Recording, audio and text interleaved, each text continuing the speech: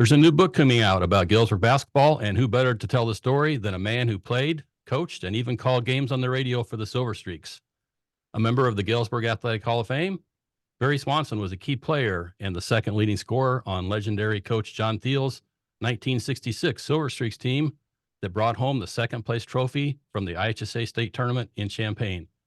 Barry later had two successful stints as the head coach at GHS, where he helped return the Silver Streaks to basketball relevance in Illinois. 6 of his teams were ranked among the top 10 teams in the state, including his 1982-83 team that was ranked second at the end of the regular season.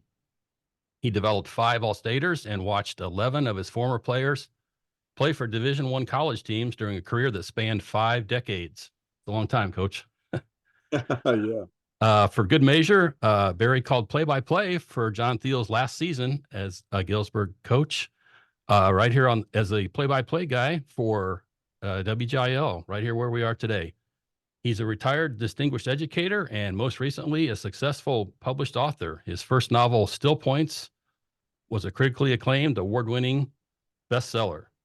Barry recently published a book of his selected poems entitled The Road We Take, and he's in the process of writing his second novel entitled In Winter's Mist, due for publication in the spring of 2024. Barry and his wife, Gail, reside on Lake Norman in North Carolina, and he joins me to talk a lot of basketball, including a glimpse into his upcoming book on the Silver Streaks. Coach, yes, I still call you Coach. Thank you for joining me for Galesburg in Focus. Well, it's my pleasure, Jay. It's an honor to be here. I've listened to some of your other interviews, and wow, I'm in some pretty select company here with Evan Massie and Jason Massie and Mark Thiel. Yeah, and, Pete Weber, Barry Cheeseman. Yeah, Pete Weber. How can I forget him? Right. Yeah. So let's get right to it. You're in the midst of writing a book on Galesburg basketball. Why did you decide to write this book on the 65-66 streaks? I know you've told me it's caused you to do a bit of reflection. Yeah, I struggled with this. I've always kind of wanted to tell a story. It's always kind of been there. I think it's a great story. And then it sort of morphed into a memoir. I guess I call it a sports memoir. And it's also about, my senior year in high school and my, hooking up with this, I guess you don't say hooking up anymore, but that I dated this young cheerleader that I ended up marrying and have spent the past 53 years with, and created our lives together. So it was an interesting year because we also went to the World's Fair that year. The choir did, and we had a great year. We ran off 18 straight games after losing 2 home games, which back in those days you never wanted to do. Right. That was a sin to lose home games, and ended up in the state championship game. And I think that it was just a great bunch of guys. They were not only talented, but there was a smart team. My dear friend Dale Kelly likes to brag about the fact that all the guys on the team were born in Galesburg. We had no imports. They were all Galesburg kids. So how is this book different than books you've already written? Well, the first book that I wrote was I used the diaries from my wife's uncle's journals, and I guess Philip was his name, and so there's sort of a structure there that I had because of that, but that was his story. So this is and this book is more nonfiction. It's pretty much based on actual games and actual things that happened to me in my life. And it's a memoir. I'm telling some of my own stories and how things that led up into like even being on the 64 team that lost to Cobden. Dale and Bob Jasperson and I were all sophomores on that team, and we didn't get to dress because you could only dress 10 guys back in those days. But losing that game to Cobden was a really awful thing for all of us. Rick Callahan and Frank Dexter were two of my heroes, and I saw those guys crying in the locker room, and I thought, man, that's horrible. But we were able to put together another great team at 65, and sadly for us, Marvin Harris was a guy who'd been a star on that 64 team and made all tournament team, and had gotten into some issues and wasn't able to be on the team as a senior. But we still maintained, we had a great year. We lost 3 games, but we lost to Quincy in the sectionals, and then they ended up, hanging Coach Thiel in effigy. He lost Yeah. the game. So, Kind of tell us about that team. I mean, obviously Dale was the star of the team, Dale Kelly, who went on to Northwestern, but what was that team like? Kind of describe what was your style? our team, our 65, Yeah, 66. right. Well, Bob Jasperson was a really critical player on that team. He was a great defensive player, rebounder, a guy that, one of those type of guys in your team that does all the dirty work. And he and Terry Childers were the low postmen. And Terry was a junior at the time and a real skilled shooter and, also a really good defender. Both those guys, Terry Childers went on to get his doctorate degree. Hmm. He was a professor, and Bob was did some really wonderful work with the state, and a really smart guy. And then there was Roland McDougal, who was what I call him in the book is he was a smaller version of Magic Johnson. He could pinpoint a pass. He was a good shooter. And Dale told me, and I have no reason not to believe it. I think his vertical jump was like almost 50 inches. Wow. Uh, and you look at the pictures, and he is up. And I Right. measured You that. can definitely see it in the photos. Yeah, and McDougal's was almost as high. He was in the 40s, I think, something like that. So both those guys could jump. They were fast. They were great shooters. Dale was just an amazing player. I mean, he was a phenomenal player. And then we had coming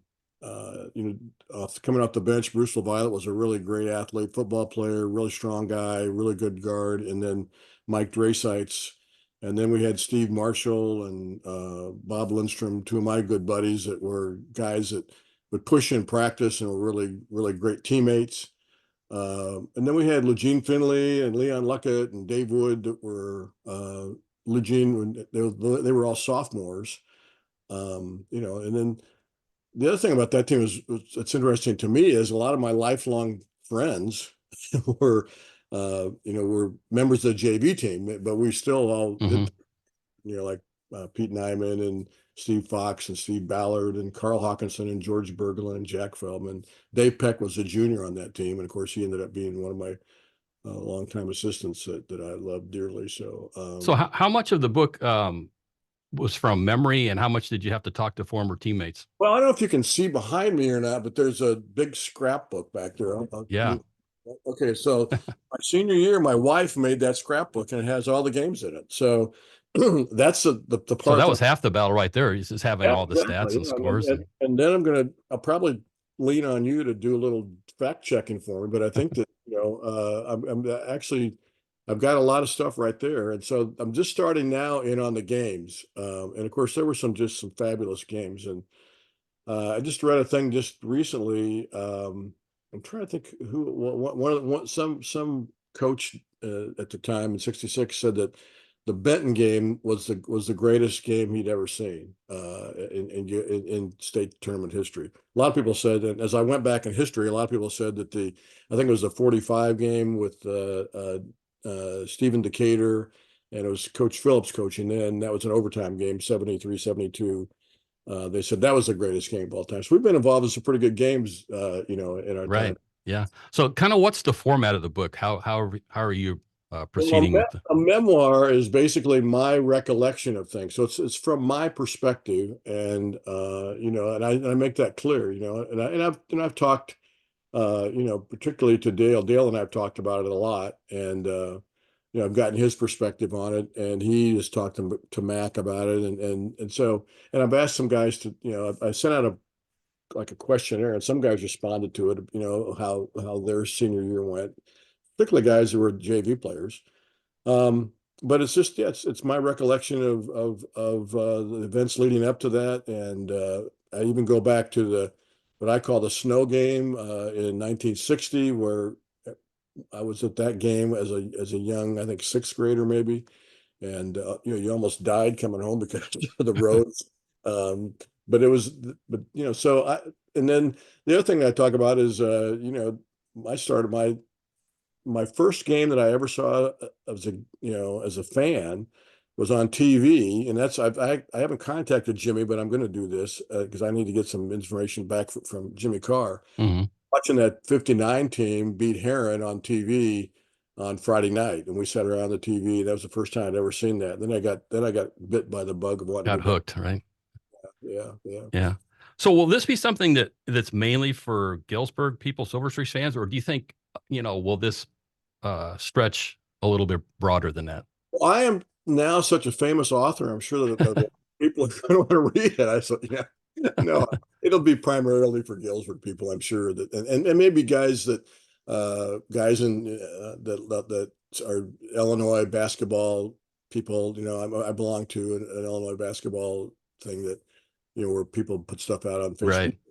Right. Um, so I'm hoping that that'll catch on a little bit. Yeah, When do but you expect it to come out? I hope I'm finished by March of 24. I get this knee replaced next week, so I'm hoping that that'll happen then, and I'll be able to spend a little more time finishing this thing up and get it to my publisher. So we'll be working on it, and if not, probably. I mean, I definitely plan to have it done by 24 at some point in time, but if I can get it done by March, it'd be kind of a good time to bring that out, I think so. Right. Well, really looking forward to that. This Yeah. is Jay Redfern, and I'm talking to former Silver Streaks player, coach, teacher, and author Barry Swanson. Before we get into your coaching journey, tell me how you became to be the play-by-play voice for the Streaks right here on WGIL. Oh, that's a long story. We're gonna watch my time, Jay. I want to make sure we get to everything we want to telling these old stories. I got out of the Army in 1972, and there were a couple of jobs that I had. One where I was a switchman in the railroad and got hit by a boxcar, and decided I didn't want to do that. And then I lasted one day on the line at Admirals, which I have a great respect for those people that worked out there, because that's a tough job. And so anyhow, there was a job that came open as a custodian for WGIL. So I went down and got an application and went in for the interview. And Roger Coleman was the general manager at the time and asked me to come into his office. And Roger had done a little bit of the play-by-play when Bill Pearson wasn't able to do it. Okay. Bill Pearson and Russ Lind were the guys doing it during '66. And but anyhow, he was a good friend of Coach Thiel's, and he said, "Weren't you an English major? Why do you want to be a custodian?" And I said, "Well, I said I'm just looking for a job. I got a baby that we just came home from the Army. We're living with my parents and my wife's parents, rotating back and forth." And so he said, "Well, let's do I want you to come in the studio. I want to do an interview, or a audition tape with you." So I went in and did an audition tape with him, and he said, I need a guy on our new FM station, and I need a guy to do country western music." And I said, "Roger, I know nothing about country western music." And he said, "Well, I think you can handle it." So I learned about country western music, and did some things with like Chris Christopherson and Gordon Lightfoot, guys that I really liked. But then there was also all the country western guys that were good too. So anyhow, then at the end of that, so it was in the summertime. Then I got a job as a teacher at Lombard, and then he said, "Why don't you do football color?" And so I did, and I didn't know a thing about football color, but I kind of faked my way through it. And then he said, "Well, now I want you to do the play-by-play for Coach Thiel's last season." Whoa, that was a lot. I mean, So it's one thing to do the play-by-play, but then to do it for Coach Thiel, somebody who yeah, was, his last season, right, yeah. right. Fortunately, I was really lucky. Jimmy Carr was my color commentator, and he was great, and we had a really wonderful time. In fact, I remember one distinct memory is we were coming back from one of the games, and they announced the Vietnam peace treaty, which was kind of cool. So Hmm. that, but then I spent a lot of time with Jimmy and Coach Thiel after games, which was really an interesting thing for me to do. And then Coach Thiel and I were close, through college, and mainly through Coach Morgan. Bob was a really good friend of mine and like a big brother to me, so I got to know both those guys personally. And then yeah, so it was just really good. And then the other thing was fun about that, you mentioned that Pete Weber and I also did some work the summertime. We actually broadcast the what's it called, CICL games, the college league. Oh, the CICL, the Galesburg Pioneers. Yeah, we did that. So I broke Pete in. And we also got to go to the Western Open, where I got to meet Arnold Palmer, which is really cool thing. Oh, that So is cool. that was Yeah. that was a fun time. Yeah. So let's talk coaching a little bit. How did you get into coaching? You know, between the Morgans and Coach Thiel, you obviously have some great people to look up to. So what sparked your interest? I mean, when did you know you wanted to be a coach? You know, it's interesting. The first time I actually coached was the intramural at my fraternity team in the intramural league, and I really loved that. And then we ended up winning it, you know, which is that's really contagious when you win, you love it. And then I coached our team in the Army, and we got to the finals of the European Championship, and that was fun. Um, but my wife had said to me when I asked her to marry her, she said, I asked her not to do something that she did, which is a terrible habit, which is, you know, she occasionally smoked a cigarette, and I didn't want that. And she said, well, I'll do that if you don't coach. And I said, okay, no problem. So we got a deal. Well, I broke my deal. She didn't break hers. So, anyhow, and that happened because at Lombard, where I was teaching, Phil Erickson asked, well, maybe we asked him, Terry Dodoma and I asked him if we could help him out in the ninth grade team. And that was a great team. There's a lot of really good players and fun guys to be around. Rance Berry and Eric Doss and just Andy Hendricks and just a really good group of guys. And I got to be careful here because I don't want to mention a lot of names. So I don't want to forget any names. You know, that's the thing that it's Right. doing this. You don't want to hurt people's feelings, but there were just a lot of really good guys in the team. And Phil gave us a chance to coach, he said, "Would you coach the eighth grade team next year?" So I did. I coached the eighth grade team and had a lot of fun doing that. And then Coach Owens said, "Why don't you?" And I think I was like the second or third choice for that one, by the way. But he ended up offering me the sophomore job. So I was teaching at Lombard, and I go to the high school, and I think we actually had our practices after the varsity. Or anyhow, I always stayed and did the varsity practices too. So I got to be really close with that team, which is one of the greatest teams, I think, of Galesburg history as well. The 76 team that beat, you know, probably the greatest game at Galesburg High School gym. And I coached a lot of great games and great games, but the 76 game was with Campbell and Kelly and those guys was something else. Yeah, So that's still probably number one on my list too. So yeah. So yeah, so by then, you know, I was in. And then we had a strike, and I guess I said some things that kind of got me in trouble, and so then I got passed over when Mike left, and then there were some other issues, and so then I got the job in '79, became the head coach. okay. So, you know, before that, you had an undefeated sophomore team, but once you were the varsity coach, I mean, day one, you had things really rolling. You had one of the top teams in the state, you know, that year and through the early 80s. What made those teams so good and so fun to watch? Well, we had a lot of talent for one thing. I mean, they were great That players, helps.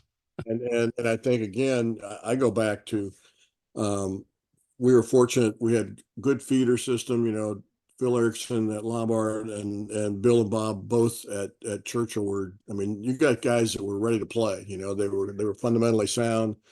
They understood the game. You know, and you know, Bob was a real mentor to me. I mean, we just lost him, of course, and Right. you know, he was like a big brother, like I said to me. And so, you know, I was really close to him, and he helped me, you know, do some things and figure out some things. And, you know, we ran good offense, and you know, we played hard on defense, and, you know, we were successful. The problem was that, you know, we would face really tough teams in the regional that were on the road, and sometimes we couldn't get over that hump. And the you know, one of the best teams in that era was you know, Byron's junior year and Eric and Mike Yeager's senior year. You know, we had Darren Blackwell, and again, I don't want to, some forget names, but you know, Tim Hamsh Yeah. and Bill Patterson, Billy Patterson and Mike Owens. and Mikey Owens. Yeah, great. And the next year we had a great team, and we lost over there. That was my fault because we lost. I got a technical foul because I jumped off the bench, and that back in those days you couldn't get off the bench. And that was like it ended up being a 4-point play, and we lost by I don't know 3 or 4 or something. So, but those were great teams, a lot of fun to watch. And during that stretch, we also won 4 out of 5 Illinois State Classics. You Right. know, Those are fun too. yeah, Those are a lot of fun. and I think Clay was MVP one year, and then I think Byron was one year, and Mikey Owens was one year, and Eric was one year, and we had 4 MVPs, you know, as well. So yeah, that was a great run. and a lot of fun.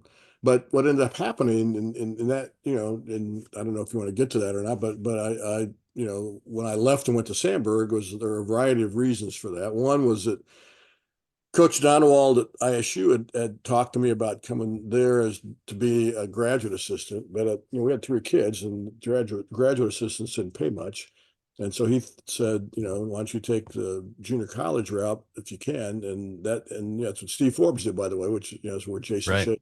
Right now, we'll talk about that later, man. But so I did. So I got offered the job at Sandburg, and at that time also they'd cut out junior high athletics, which was really problematic, and we had some cutbacks at the high school, and I had to either make a choice to either go back to the classroom and teach or stay in the front office. And so I chose to go back to the classroom, and that's why I coached my last year. I did that. So there were just some issues, but George Lundeen and Mike Owens were very supportive of me as a coach and as a person, and so I'm always grateful. That was a really good situation that I left, and then the Sandberg thing didn't work out because we were supposed to be able to get full scholarships, and the conference voted it down. So it wasn't really the Sandberg people's fault, but that was just so tough to recruit into that situation. And even though we went, 32-4, something like that, and got second in the state and lost to Kankakee, who ended up getting second in the nation. It just wasn't a good situation to bring players into. And so and then I was offered the job to come back to the high school. And so I did that. So that's why. Yeah. So you were back, you were off about 4 years or 5 years, and then you came back to coach at Galesburg in '89. Kind of what led you back, and what did you find out had changed about the game when you came back the second time?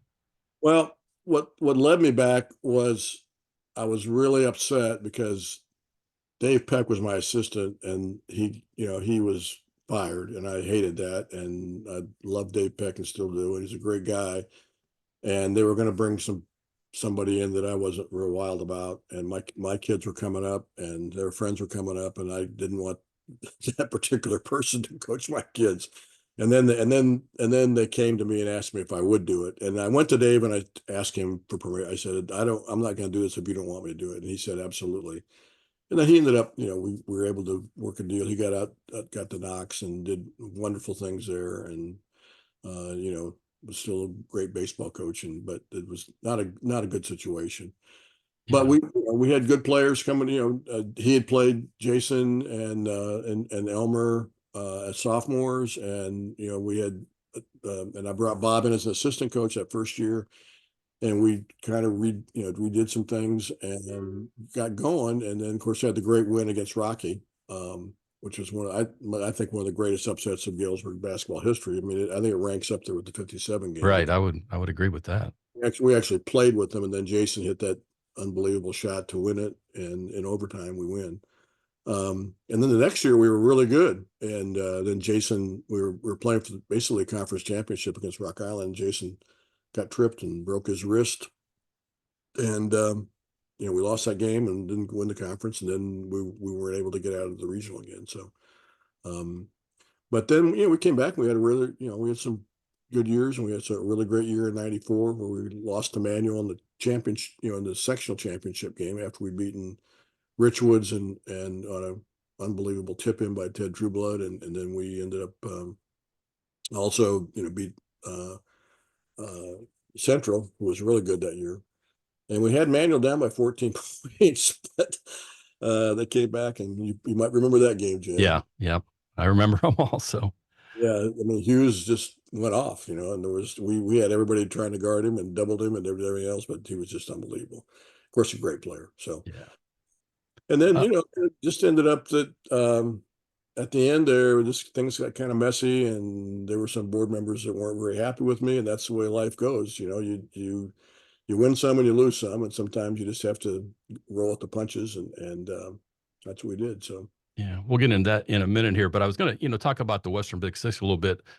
They always had great players, but I always kind of considered a conference of great coaches too, both in terms of their coaching ability and their characters. Who do you consider some of the best coaches that you coached against in the Big Six? Oh, wow. Well, not only the Big Six, but I mean, when I went in, it was Don Morris, who was like the dean of coaches. Hmm. And Morris taught me, I think, I don't know, maybe the most valuable lesson I ever learned in coaching. And we lost to them in a close game, and we went to shake hands at the end, and I kind of gave him a half-baked handshake. And he grabbed me and sort of embraced me, and he said, "Don't ever do that again to another coach." He said, we're a fraternity. We go against each other on the floor, but when we're off the floor, we are friends and we have a lot in common." And I always admired him for that. And then, of course, later on, I got to be really good friends with his son-in-law, Mike Kiss, at Geneseo. We were great buddies. So he was just an amazing person. And then gladly they named a nice award for him in the Big Six, for the athlete. Yeah. But Duncan was a great coach and a good friend. Duncan and I were close, and also Mike, his son. Leggett, Leggett was a great coach. Leggett and I didn't always see eye to eye on things, and there were some things that he and Wallace did down there, which I think infringed upon the bumpy necks and stuff. I don't know. Uh-huh. There were some things down there. Interestingly enough, I became really close with his daughter, Donna's daughter, his wife Jane, because we took grad school classes together. So we got to be good friends after that. But Leggett was a great coach. Leggett was, he had more special plays than Carter's Got Pills. So other coaches, we kind of talked a little bit about this in preparation for this, but Ernie Cavisto coached against him when he was up in East Aurora. Maybe one of the greatest coaches I went against was Dick Van Sciok. Right. Over at Manual. Unbelievable. And he was also a wonderful person. Chuck Bisher was a great coach. Wayne Hamilton. I mean, that was always our problem, trying to get through Richwoods and Central and Manual at that time. And obviously Manual goes on to win 4 championships. Gene Pigatora coached against him, and Cliff Talley at East Moline was a great coach. Whitey for Straight. Frank Dexter, one of our own, ended up being a terrific coach at Moline, and we had some really great games there at the end of my career. And I mentioned Lauren Wallace, Luther Bedford, Right. Marshall. Sonny Cox. We had, Sonny came to town, and we beat them once. He wasn't very happy about that. And then we played them one time with the U of I team camp for the championship. That was a great game, but I'm not going to go into that. Benny Lewis, from East St. Louis, Lincoln, Jimmy Harrington, Gordy Kirkman, Del Carr, Larry Schulte, Steve Goers, as I mentioned, Mike Kiss. But one of my all-time favorite guys was Lyle Snyder, who coached at Sterling. Right. Ended up coming to Galesburg and joining us in the front office and became the AD.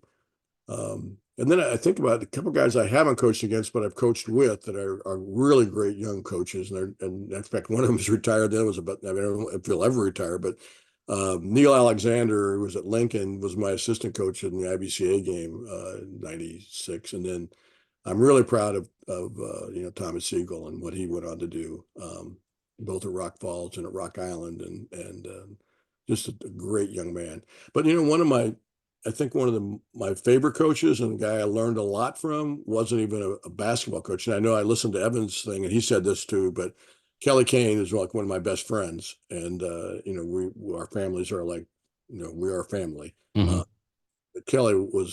I learned a lot about coaching from Kelly just by watching him and the way he handled things. So, yeah, it's just Yeah. a How lot about, of right. How about coaching your sons? How enjoyable, or at the same time, how difficult was it to coach Luke and Matt? two different guys, for one thing. Luke had football.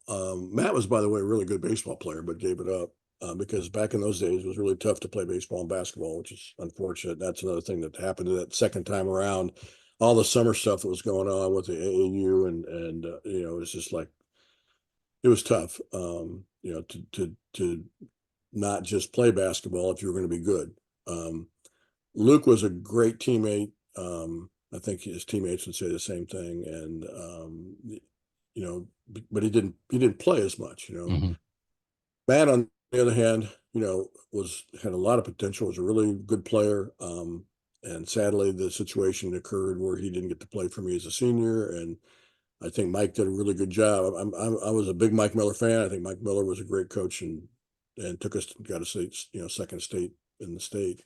But I think it was just hard on Matt. It's just, you can imagine that. You dream about all your life, and your dad's a coach and you dream of playing for him as a senior, and that's taken away. It's tough. So, but he handled it, and I mean, I'm proud of all much. Lara was a fabulous athlete, and the thing of it is, what I would say about my kids is, as good athletes as they were, they're better people. Right. Just so proud of them, the adults that they have become, but yeah, it was an interesting situation. And the other thing is, you're coaching some of their friends sometimes too, which is also, you got to be a dad and you got to be the coach, but then you got these friends who are there and you got to coach them as well, and so you got to do what you got to do.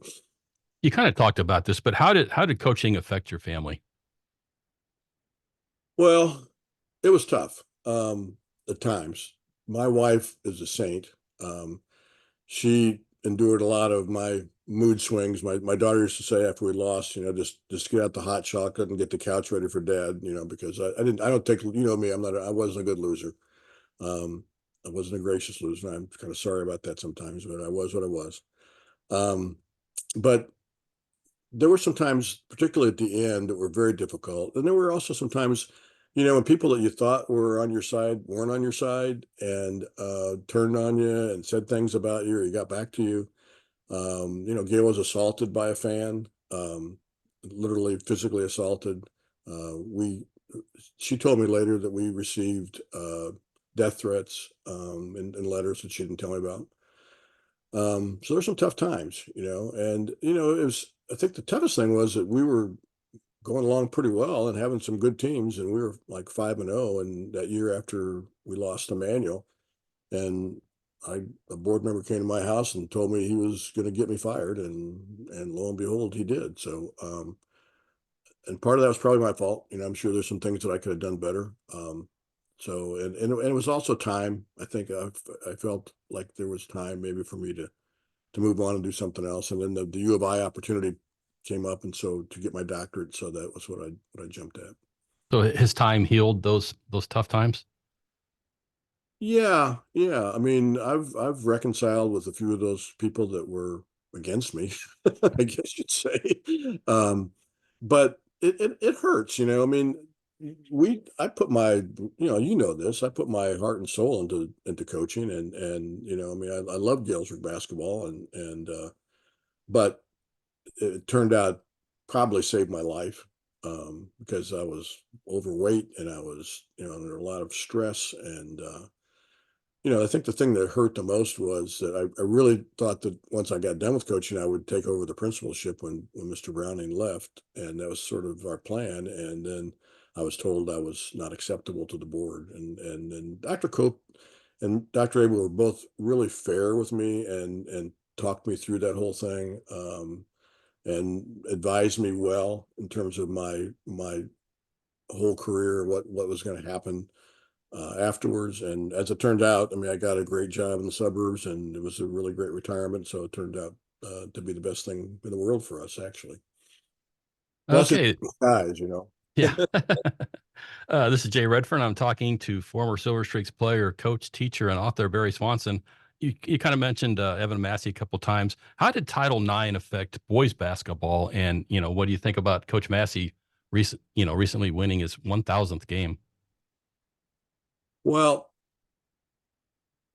Title IX, what I'd say about Title IX is it was about time. I mean, my wife and I have talked about this in terms of her. My wife was a cheerleader, varsity cheerleader as a junior and a senior. And as a junior, she was the only girl in her school that, got a varsity letter, because there was no such thing. They had intramurals. And so, and I know that my daughter benefited greatly from, her basketball under Evan, as well as her track, where she had, Gene Fisher and Trudy Kaufman and some really great people. Um, she went to state and was a high jumper and had the record for low hurdles, whatever, 300 low hurdles. And, I think that, and it served her well because she's one of the most competent people I know in the world. So, I mean, and then I look at what Evan has done, and I'm really, not that I had much to do with it. I mean, I did hire him for his first job, but actually, Mike and I talked about that, and Evan was a great young guy, and we knew he was going to be a wonderful coach. And I think it was Mr. Lundeen that actually ended up hiring him as a girls coach, and I think that was not a difficult decision for Evan, but I think it was something he maybe hadn't imagined, and man, did he run with it. I mean, he's just. I mean, I have the Can you greatest. imagine coaching one team for 45 years? No, I'm not sure. Well, I have great admiration he did it right. He did it the right way.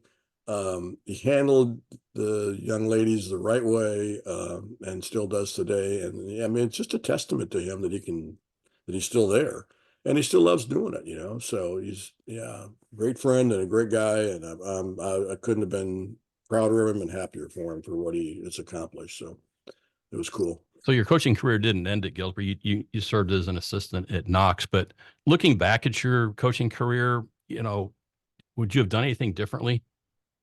Oh, Jay, it's interesting you said that. How much time? We have a lot of time. This is an interesting thing.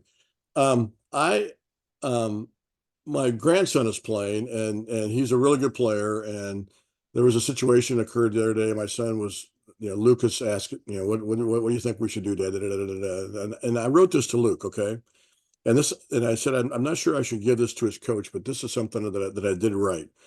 I said, if I could do it all over again, I would rely more on praise and criticism, more on words of encouragement than yelling vitriolic words, more on hugs and angry stares. All of my criticism would be constructive, intended to teach and correct with a compassionate heart, remembering no one is perfect. Mutual respect for teammates and coaches would be mandatory. Defeats would be treated as teachable moments, not an affront to one's character or competitive nature. It would be more important to affirm and instill confidence rather than tear down and destroy, even if the original intention was to toughen up the player. And that would be the advice I would share with any coach now, whether young or old. Teach the game and treat your players like the valuable students and human beings they are. Remember, someday they will grow to be adults, and keep in mind how they will remember their experience with you. So I think that, yeah, I mean, there's some things I would definitely probably have done differently. And, what Jason Shea said to me one time was, well, Coach, you were just old school, and Teddy Trueblood said once, I said, Teddy, I said, I wish I wouldn't have been like Coach Knight so much. And you weren't like Coach Knight so much. He said, you're more like Izzo, kind of crazy, but but we knew you loved us. So, Mm-hmm. And I think, by the way, and speaking of Coach Knight, I had a good relationship with Coach Knight. I admired Coach Knight. He was a great coach, and he was a good man and did a lot of good things for a lot of people. So, people can criticize the way he was at the end, and I think that was tough. But anyhow, so yeah, so there's some things that maybe I would have done differently, but I did the best that I could at the time and doing what I thought was best for our players. And a few guys I'd have probably dealt with differently, maybe, I don't know, and maybe not been quite as tough on. I know you've been, really close with former Knox College coach and AD Harley Nosher for decades. Have you ever thought about what life would be like if you had chosen to go to Knox instead of Illinois Wesleyan? That's a great question. My life would have been dramatically different if I'd have had Harley early on in my career. Yeah. And, Harley was there with me every step of the way as a head coach too. I mean, Harley once told me, he said, Barry, John Wooden could have come in after John Thiel, and he wouldn't have been a good enough coach. So, and I don't know if that's true or not, but he was always very supportive, and he and Tim and I ran the Bucks camps, together, and had great experiences. Yeah, and the other guy that had a lasting influence on me was Mike Owens. Mike was a really good guy. I mean, really a quality person. And he was in a tough position, I mean, it's tough to follow Coach Thiel. Coach Thiel was one of a kind. I mean, Coach Thiel was intense, but he was also a great entertainer. He was funny, and I got to know him again as when we were doing the radio stuff as a person. And he told Frank Dexter and at the end, we were in a mixer at the state tournament. We were standing there, and everybody else had kind of left. And it was every great coach you ever wanted was in one of these mixers. And he turned to Frank, and I use this when we dedicated the gym. I said this, but this is true. As Coach would say, a true story. And he said, I loved you guys, and I think that's what I mean. I love my players. I love my managers, my stats guy. I love that whole process. And you're doing things to try to win because you want to win. And sometimes you got to do tough things. Sometimes you got to be tough on guys. And sometimes, guys coming to you and they're complaining about stuff, and you say, well, if you don't want to play, if you don't want to do what we were doing, there's the door, and there's some guys that, quit, and then they went home and whined about it, and then that got in the paper, and then, then you're the bad guy, so, but you do what you had to do to try to run a good, solid program, which I think we did. I think we ran a good program, and I think that's why we were successful. What would you say that you're most proud of as from being a coach? I think just the fact that I want to go back to something Dean Smith said a long time ago. He told me this, and he's told this publicly, but he told me this personally. He said the greatest mark of a coach is what happens to his players 20 years after they've left him. And that's what when I look at our players and the family men that they've become and the great guys that they've become, I mean, right now I spend a little bit of time with Jason Shea, and I'm so proud of him. And, he's gone the furthest of any coach ever in Galesburg history, I think, to be coached and get a raw deal like he got there, but then now to land, close to us where we've had a chance to be with he and Jana, and I've had a chance to watch Joel play, and I love the way he plays, by the way. I'm just proud of those type of guys that, and again, I could go on, I could list, 50 names of guys that are just, I'm so proud of what they've become as adults and the families that they have built. And so I guess that, that's what I'm proudest of. And I include my own kids in that, and what they've accomplished and what they've done. So, but I think, we had a good run, we did some really good things. We had some great games. We had some great players. And I think that's what I'd say. What's life been like? We know you're an author. What's life been like after basketball and after leaving Galesburg?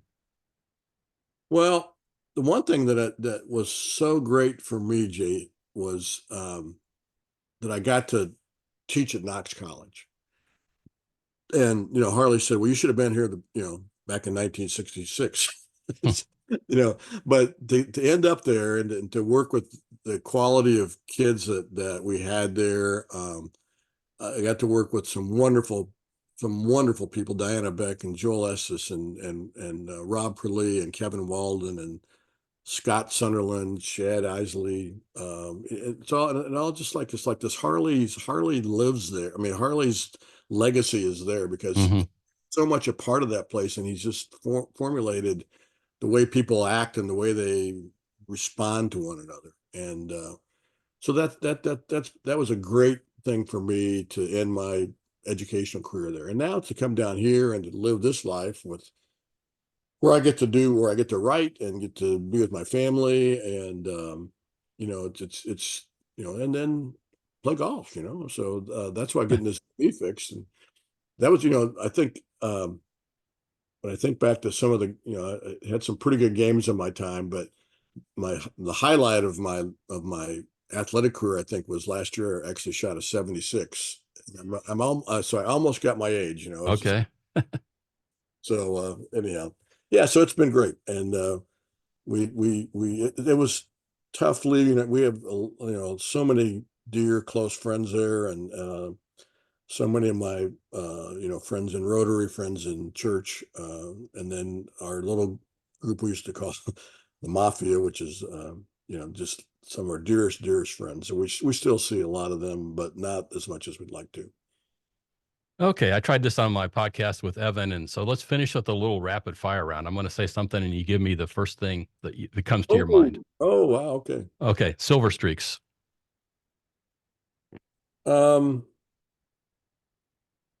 First thing that comes to my mind would be great, great games, great games. I can remember. I'm gonna expound on this just a little Okay. bit. I remember sitting at a game, and I don't know which Quincy game it was. It wasn't one of the ones like you might remember, like where uh, Clay and McKeever and Brown and Rob Long and those guys were, were playing where we upset them.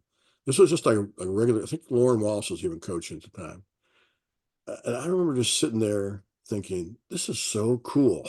I was really, and you were probably there in some way or another. Hmm.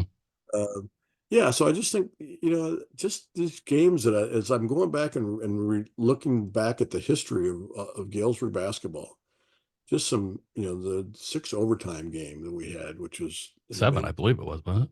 7 was a 7. I Yeah. know. I Who's think it, counting though, right? yeah, well, in the 7th, and I don't know if you were sitting behind the bench then or not, but the 7th, I said, the heck with it. Let's just go press them and go for it. Before we were holding the ball for the last Uh-huh. the Teddy's tip in, on that great regional win that we got. Yeah, one of the games that will always remember is the game where Matt made the winning shot against Rocky, and they carried him out the Carried him court, off. Yeah, I remember that. coaching them. But I was so thrilled for him because that was a really special moment. But Okay. A few more rapid ones here. I've talked about some of these guys, but what comes to your mind? Just rapid. John Thiel. um, one of the greatest, Dale Kelly. one of the greatest, Kelly Kane. and dear friend, dear Right. friend through life. So we've been great friends. So I mean, he was unbelievable as a player. Kelly Kane. One of my best friends ever. Just always there for you. As I said earlier, great coach. Sports hero. Hmm. My first hero was Rick Callahan. Okay.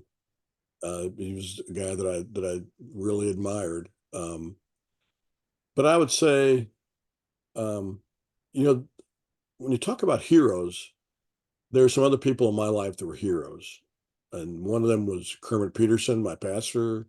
Roland Haig, my choir director, Maury Beck, my great English teacher. Just a lot of guys that were really influential in my life, not just basketball wise. Favorite gym other than Thiel Gym. Hmm.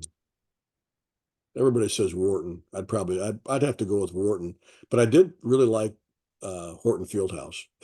Yeah. Had a little bit of success over there too. It makes it more special, right? Yeah. Yeah. If I wouldn't have been a coach, educator, and obviously you're an author, what would you have been? Well, I started off in college in pre-theology. I was going to be a pastor, and I just felt as though I wasn't good enough to be a pastor. No, not a good enough person, and and then I also was a little disenchanted with what was going on with civil rights at the time and coaching. And I thought, I mean, and preaching, and I just thought I could do more being an educator. I was going to go into law, and then the Army called, and um, actually I had a job as a sophomore coach and English teacher at Bloomington High School, and then I wasn't going to get drafted, so I didn't. So I enlisted, and then when I got out, I was going to go to law school. We had Laura, and just wasn't financially possible, so that's why I ended up in teaching. Okay. Finally, we're a couple of weeks from Christmas. Tell us how you can we can get your books for maybe a holiday present or something. Well, yeah.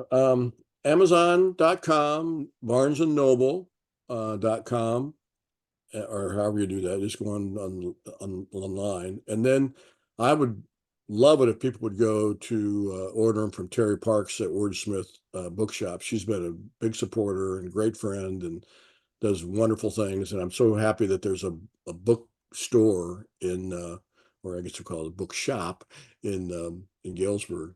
But any one of those would, and so it's both Still Points, which was the World War II book, and then also the poetry book, which is a little bit, it's kind of like doing this. It's a little dangerous, you open yourself up and you're kind of, and my poetry is goes back all the way to when I was in college. And I didn't put all my poems. I just put in what I call selected poems. But they are pretty revealing. If you want to know, I guess not that anybody really cares, but who I am. I think the one part of it that's sort of touching, which I think you might kind of like, is there's an in memoriam section where I have written poems about my friends or family that I've lost. And there's one in there about Brew. Mm-hmm.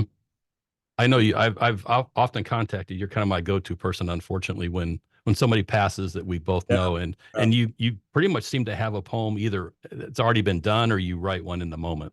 yeah. Normally I write one in the moment. I'm not, I haven't done that yet. I did that for Coach Thiel. I haven't done that yet for Bob because it's just a little bit too raw right now.